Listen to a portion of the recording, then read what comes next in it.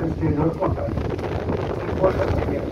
So ఇంత తొందరగా తీసుకొస్తే దాన్ని ఐడెంటిఫై చేసి స్టాంబులైజ్ చేస్తాం. కొన్నిసార్లు బ్లీడింగ్ వస్తే ఎంఆర్ఐ చేస్తాం తొందరగా. సో దాంట్లో ఇంకా స్టాంబులైజ్ చేస్తాం. కొన్నిసార్లు ఎవరైజ్ ఉంటే చేయకూడదు. చాలామంది వస్తారు, పేషెంట్ వచ్చి వెంటనే మీరు స్టాంబులైజ్ చేసే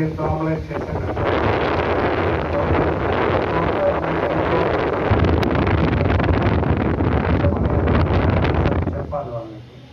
so time less than 4 hours ఉంటే చాలా రికవరీ ఫాస్ట్గా ఉంటుంది స్టాంబులైజ్. అదే నా హార్ట్లో కూడా ఎంత టైం ఎంత తొందరగా వస్తే అంత హార్ట్ పేషెంట్స్ కూడా మనకి స్టాంబులైజ్ చేసి తర్వాత యాంజియో చేస్తారు. యాంజియో చేసి ప్రైమరీ యాంజియోగ్రఫీ చేస్తారు తొందరగా. అది కొన్నిసార్లు బెనిఫిట్ అవుతుంది ఫాస్ట్గా.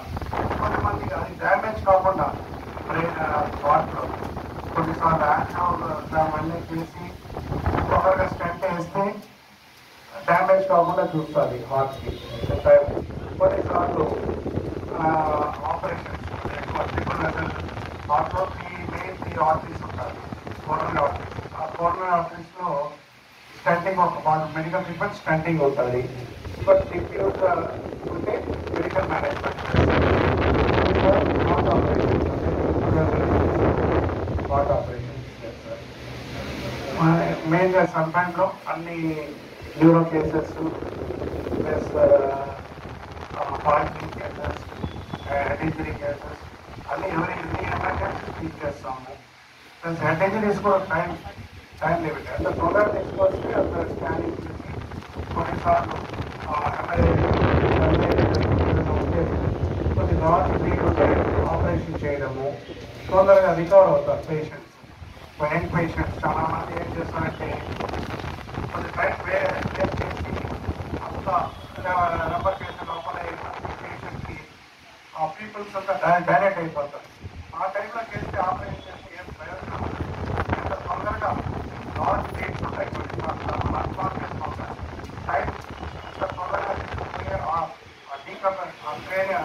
మెయిన్ వచ్చేసి బోన్ ఉంటుంది. డీకంప్రెషన్ బ్రెయిన్ అని మేము చేస్తారు ఆపరేషన్. మిగతా ప్రెషర్ తగ్గించేది ఆ బోన్ ఆ ప్రెషర్ తగ్గుతుంది. వెంటనే రికవరీ ఛాన్సెస్ కొంచెం ఫాస్ట్గా ఉంటుంది. కొన్నిసార్లు సింపుల్ కానీ బర్బల్స్ అంటారు.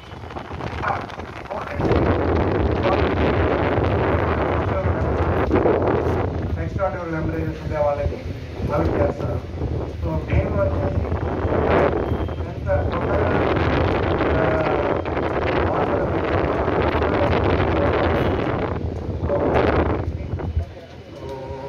మిగతా ఫిక్స్ సీజన్స్ ఇంకా కొన్నిసార్లు ఫిక్స్ స్టేజ్లో మెయిన్ వచ్చేసి